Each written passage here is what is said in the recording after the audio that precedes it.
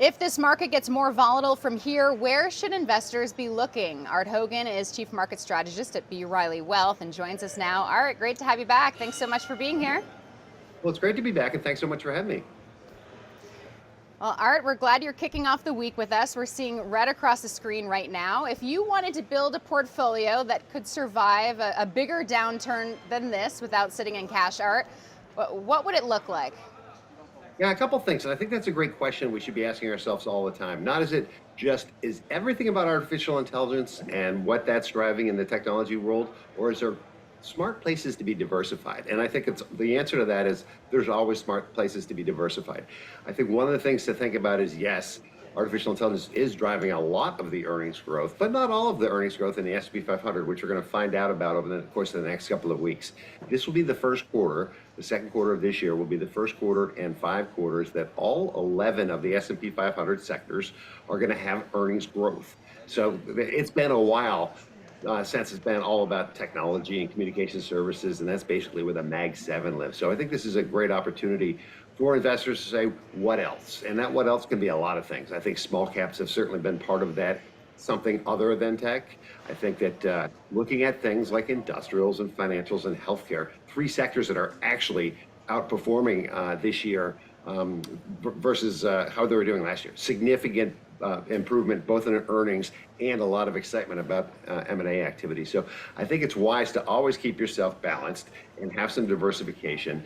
And the best way to do that is have a structure such that if you get overweight, let's say you started out with a 5% position in pick a company, NVIDIA, and now that's a 12% position, then just know on a quarterly basis you want to pull some of that back and invest that in some of the things like those healthcare stocks and the financials and the industrials.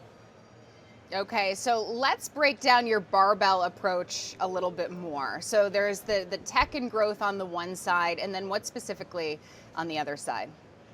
So industrials, financials, and healthcare are the 3 sectors we think have the biggest opportunity to outperform this year. And some of the drivers are pretty straightforward. Industrials, obviously, a big part of the build out of data centers comes from the industrials, but also a rebuild of our infrastructure, which is desperately needed. So industrials are really having a renaissance right now, and I think will continue.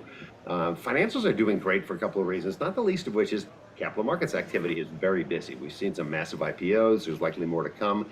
We've seen actually 8 times as many M&A transactions this past quarter than we did a year ago quarter. So M&A activity has picked up.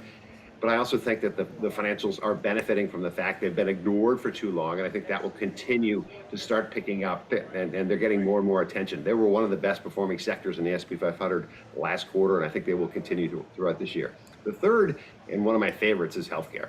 There's 3 reasons here, right? Healthcare is amazing in so much as there are so many interesting, exciting, new, developing drugs in the clinic right now at stage 3 that we're just starting to see the M&A activity that happens. So a small cap biotech company will work very diligently to research, find something promising, get it through the clinic, but very rarely do they have the ability to commercialize that. So you're seeing a lot of transactions. Eli Lilly's already had 6 transactions this year alone of biotech companies, and I think that continues. And one of the things that's helping that process along is there's a bit of a lighter regulatory touch when it comes to approval of mergers. So that's why those 3 sectors are 3 of our favorites to balance off your holdings in technology and truly have that barbell approach of diversification. What's the best way to get exposure to financials, industrials, healthcare? Are you stock picking specific banks? If so, which one? Or specific healthcare companies, industrial companies? Yeah, for sure. So I think that there's a couple different ways you can do it. It's all about the preference of the individual investor. So we have a focus list that actually has names that are in those spaces. For example, Aetna is one of our favorite of the industrial names. JP Morgan and Visa are 2 of our favorites on the financial side. On the healthcare side, Eli Lilly has been one of our best performing names on the focus list for the last couple of years, but so is AbbVie. So you can be a stock picker, or another way to approach it is the basket approach, where you say, okay, the S&P 500 is an index, but each component has their own index, so you can just have exposure to those 3 sectors in ETF fashion and participate in the upside. So I think that's another easier way to play it, as opposed to saying, okay, I think I need to be a stock picker here. Both ways work. Both are giving you diversification. But if you just want to balance out and have have the technology sector on one side of your barbell approach and just have the three sector ETFs for the other. Okay, some might hear financials, industrials, healthcare, although industrials actually the third best performing sector so far this year, but they might hear those sectors and think lower returns. So what would you say to someone who worries about missing out on potential gains by having exposure there? Well, I think that would you rather, right? Here's one of those would you rather questions. Would you rather be buying the financials at an all-time high or actually when they're just improving and the fundamentals are improving? The same thing holds true for healthcare. And certainly industrials, to your point, has had a very good run. Investors recognize the need for industrials throughout the last 3.5 or 4 years that ChatGPT has rolled out and data centers started to be built. But all of that having been said, I think that to balance out your portfolio risk, your allocations should be diversified. That diversification is going to help soften any blows if technology has a major pullback because you'll be in sectors that offset that. And we've seen that happen on most of the down days we've had over the course of the last month. When you see a big tech sell-off, whatever that driver happens to be, and taking profits in semiconductors or software stocks are down, three of the best performing sectors while it's been happening have been industrials, financials, and healthcare stocks. So I think that's another way to look at it. We do have big bank earnings season and regional bank earnings coming out this week. Would you hold off on adding any financials exposure until starting tomorrow when we start to hear from them, or you have enough conviction that you do it today? Yeah, you know what? It's very difficult, and I think that's a great question. So earnings season as a catalyst gets difficult if, in fact, you're coming into the season with some of the big banks trading at or near all-time highs for some very good reasons. So JP Morgan's a great example of that. It's trading close to its all-time high. It's almost a $900 billion company now. So therefore, the reaction function to its earnings, which will likely be very good, great earnings, great revenues, terrific guidance, may have that counterintuitive impact in the marketplace because it's trading at an all-time high. So I think it's best to always wait till after earnings season to make a decision. So to me, I would like to see all the banks report, let the dust settle, and come in a week and a half or 2 weeks and say, all right, JP Morgan is almost exactly where it was when I didn't buy it. It's time to buy it now, but I don't have to worry about, that funny dance that companies can do on that sort of buy the rumor, sell the news earnings season. So, to your point, it's probably a good idea to take a week, see how things get digested after earnings, and then stick your toe in the water. Regional banks have had a really good, I'd say start to the year, but first half of the year, I guess I should say. Would you be interested in buying regional banks as well after earnings, or are you mostly talking big banks?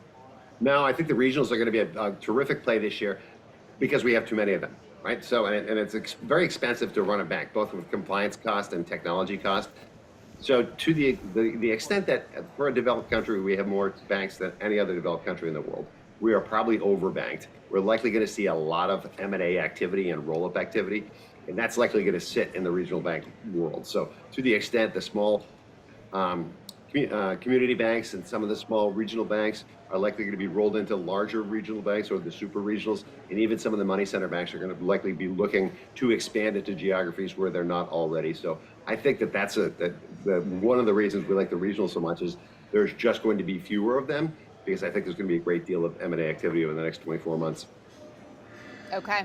All right. So we hit the one side of the barbell, shifting to the other side. What's still worth owning on the more offensive or the more, the tech-heavy side of the barbell, especially on a day like today where I'm seeing SanDisk down 8%, ARM down almost 8%, Micron is off about 4%. What would you buy on the dips and add to that side of the barbell?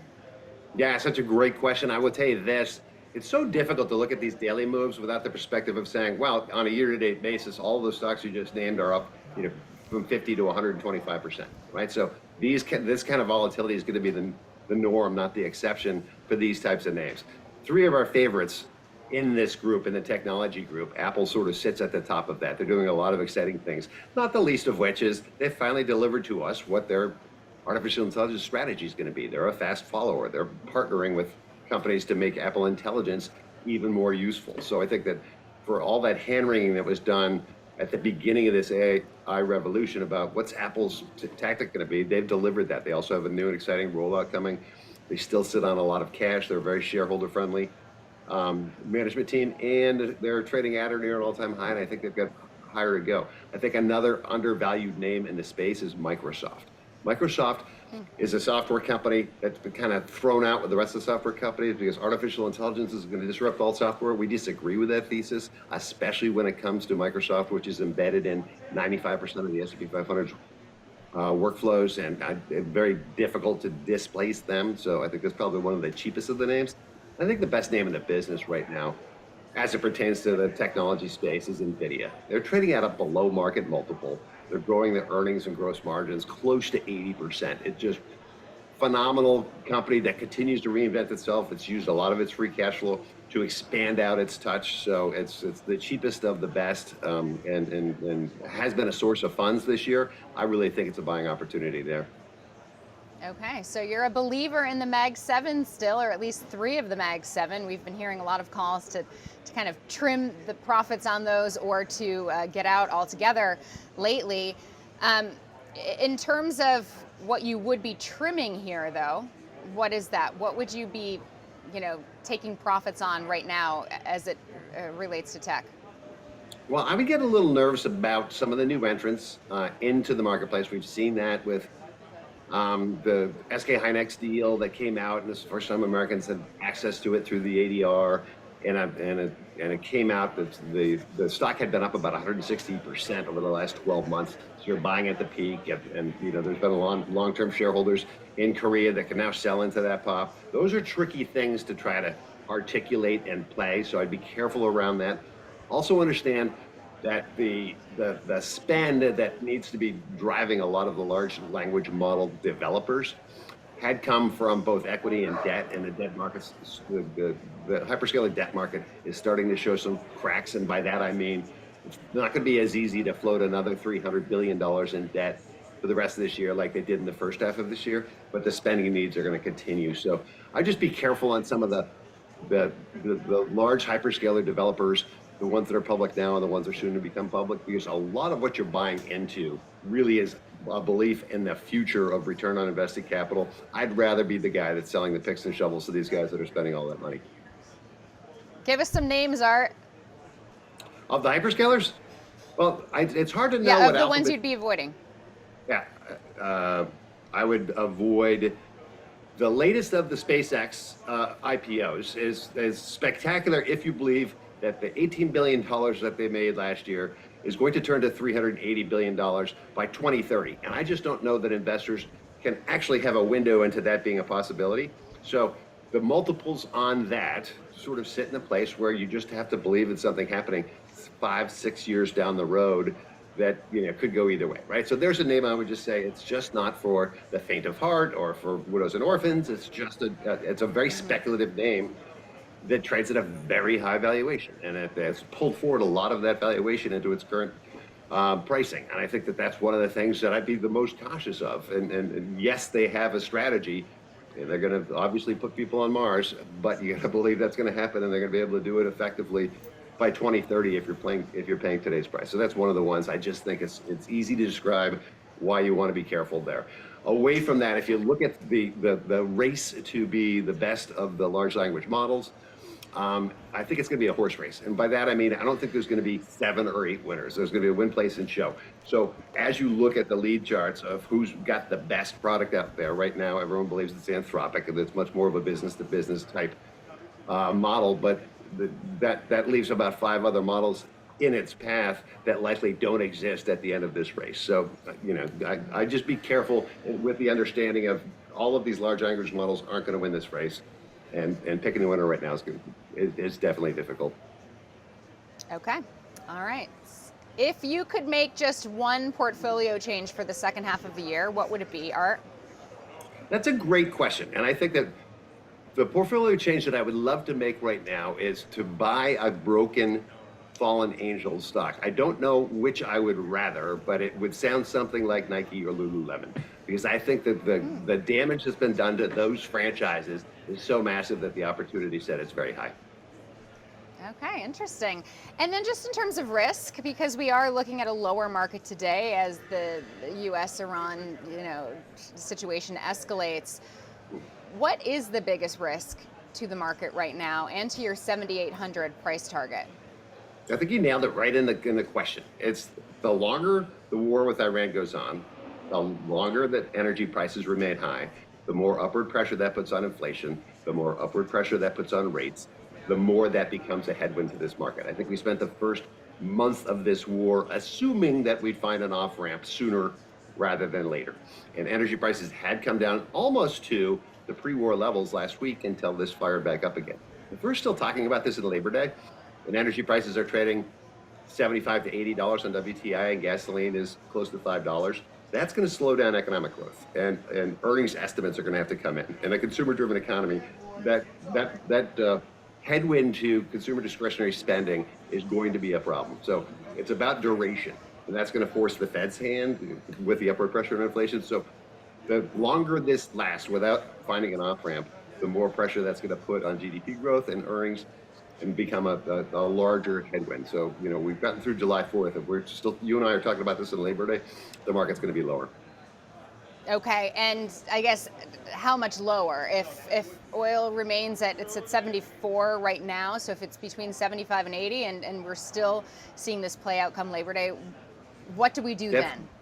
That's the persistency. So it's while the current month is trading at $74, $75, the forward month is trading lower. So if we start to get out of backwardation, just meaning that the forward month is higher than the current month, that just means people think this is going to last that much longer. And that impacts real cost, whether it's diesel fuel or jet fuel or gasoline prices.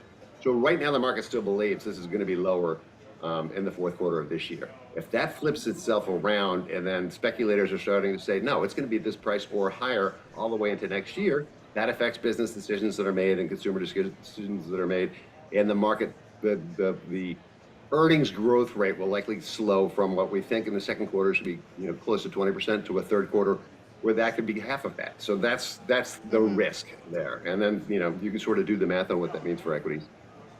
But how does that barbell shift then? The kind of safer, more boring side, if you will, versus the tech side. You still stay invested into all of those areas, or do you just hide out in cash? Yeah. So here's three things you still need when the economy's slowing. You still need healthcare, right? And that's not something you pull back on. You still need financial services, and that's not something that you necessarily pull back on, even if you're paying $5 or $6 for gasoline. So you have to think about the things that you need versus the things that you want, if things are going to soften up, and all three of those things are things that we definitely need. So I would sort of make the case for the why they're defensive are basically they're things we need, not necessarily things that we really want. Okay. All right. I think this is a great time to pivot to our rapid fire game of this or that. It's going to be the week ahead edition because we didn't hit on some of the big things to look forward to this week. Art, you've played before. Quick questions, quick answers. Are you ready? I am ready. It's my favorite game on Wall Street. Woo, I love it. All right, here we go. Matters more for markets, CPI or bank earnings? Such a great question. It's CPI. I wish it could be bank earnings. They're going to be fine. CPI is the only thing we care about because we care about what the Fed's going to do next. If we get a CPI pullback, buy the dip immediately or wait for clarity? Wait for clarity. The CPI has bounced around a little bit. We're likely to see in line. But if you see something that actually is significantly lower, you want to see that for 2 months and not just one. Worries you more, sticky inflation or a slowing consumer? Sticky inflation. I think betting against the U.S. consumer has been a bad bet for the last 100 years. I think it's the inflation that can make that consumer a little more conscious. But I think right now it's inflation, not the consumer. Rate cut or no rate cut this year? No rate cut this year. I think the only move the Fed will make is to keep rates where they are and likely cut in the first half of next year. More upside in the second half, tech growth or small cap value? Oh, such a great question. Small cap is outpacing tech growth and the S&P 500 right now. If in fact interest rates are going to pop a little bit, I think tech is going to come back and small caps have to slow down.